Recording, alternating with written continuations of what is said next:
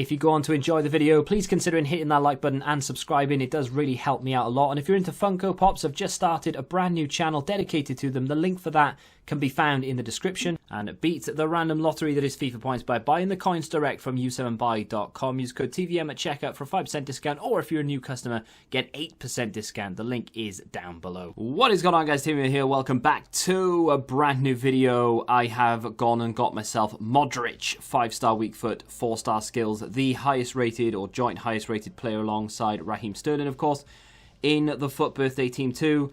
What a player this is. I mean, we talk about players and their positives and their negatives at the end of every review, and sometimes I struggle to find negatives, sometimes I struggle to find positives, but in this instance I am definitely going to struggle to find anything bad to say about Luka Modric FUT birthday card. It is a bit of a shame that they've given it to him, because they could have given him a most consistent team of the season, and they could have gone with someone completely different for FUT birthday, because the other way around, of course, doesn't really work. They can't just give anyone a most consistent team of the season, because it wouldn't make sense. Not that EA make a lot of sense half the time anyway, but still, you get what I mean. High medium work rates, lean body type, which is really good. 5'8", of course, right-footed. I mean, where do we start with these stats? You could just reel off 90s all over the place. 95 agility, 96 balance, 92 reactions, 94 ball control, 96 composure, touching 90 with his dribbling at 89. Long shot, 93. Penalties are the same. Short passing's 95, long passing's 93, vision's 94, crossing is 90, stamina 99. Especially for the type of player that he is, that is outrageous, because it means he's going to be able to play the entire game without getting tired. And of course, in that position, probably the most demanding position, apart from maybe a fullback in terms of stamina in FIFA, not necessarily saying in real life, fullback 100% is going to use more energy than a midfielder, in my opinion, but especially if you play for an attacking team.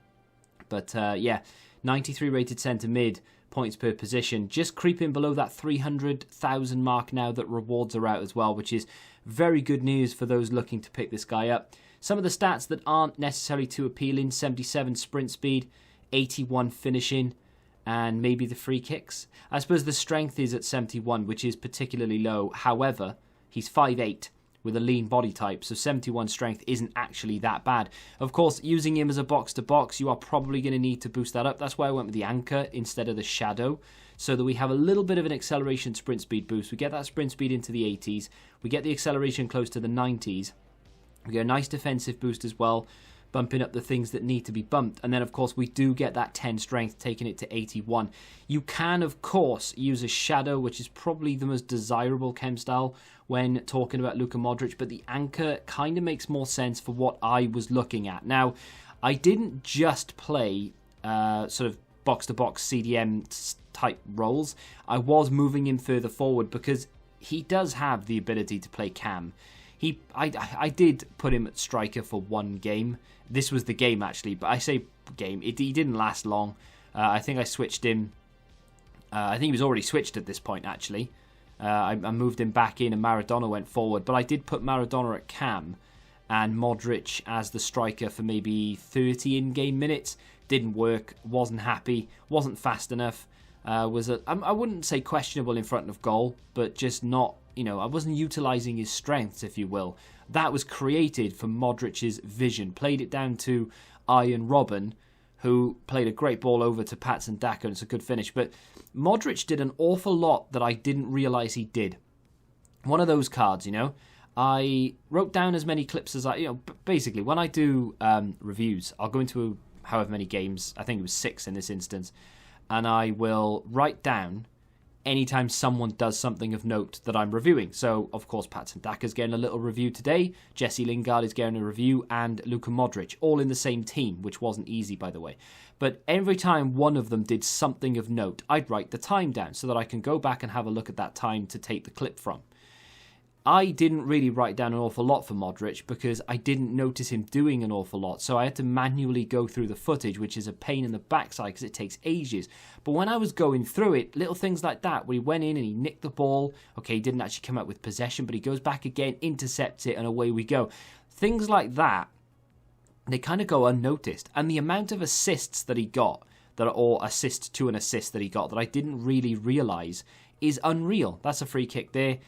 Can't quite take on his man, but then, you know, Brink gets it brought back for a free kick. But the amount of assists that he got, or like I said, assist to the assister, is outrageous. I didn't really see it at all. It was just something that completely passed me by. That there managed to shield it so that it nearly went out of play and he ended up winning a free kick. I didn't know it was him until I went back and had a little look.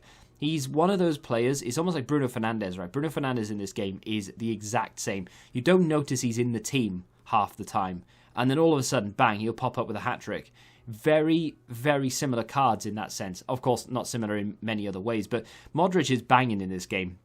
You might not notice he's there half the time, but he does things that other players just can't do. His passing is unparalleled. The accuracy you'll get in this guy's passing is ridiculous. Doesn't matter what distance, doesn't matter what the angle is, doesn't matter which foot you're on, of course, because he does have the 5-star. You can just play it any which way and it will get to its intended target so long as the game doesn't screw you over with an interception, for example. But there wasn't really an awful lot to say in terms of the negatives. Like I said at the beginning, sprint speed and strength, probably the only two that I can really question. However, if you give him an anchor, that strength turns from 71 to 81, all of a sudden it's not actually that bad for a player who is 5'8" with a lean body type. You're not going to win that many battles even if he does have 99 strength. So, yeah, there's that. Is it a shame he doesn't have 5-star? Not really, actually. I thought before I started playing with him, I honestly thought I was going to moan about it a little bit, you know, as I do. Oh, I wish he had 5-star skills because then he would be insane. But I don't think I'd use them with Modric. He's just not that type of player. He's not a player I want to pick up and go, right, where do I do the Elastico? It wouldn't really benefit him, I don't think. I mean, as far as the skill is concerned, you'd appreciate skills on a goalkeeper, but you know what I mean? I just don't think it would really add an awful lot to the card. It's not going to raise his price that much, to be honest. It's a great card, and the fact that this is now under 300k is unreal. I would recommend this to anyone, whatever level of the game you are, and whatever your team looks like right now. This card will have a role to play within your team, whether it be from the bench or whether it be starting. For most people, this is going to be good enough to start, and it will be good enough to keep in your team until the end of the game. It is an end game card in every sense of the word. Now, I am not a Real Madrid fan, not a Spurs fan, not a fan of any other club that Luka Modric has ever played for. And I'm not a massive advocate of him in general, really. I don't like sing his praises or anything, or watch him in real life an awful lot. Banging player, sure, but I'm not a fan of him. The whole point of me saying that is I'm not saying he's great because I like him in real life. Good player in real life, you know, I admire the ability, but I don't have any association with him. In FIFA, he is cracking, for lack of a better word. Really, really good card, and at a great price point as well. You could buy him and do Marco Reus and still have change before you go and get yourself like a Raheem Sterling or something. Unreal card. Let me know what you think of him in the comment section down below. If you have enjoyed this play review, hit the like button, subscribe to the channel, and until the next time, goodbye.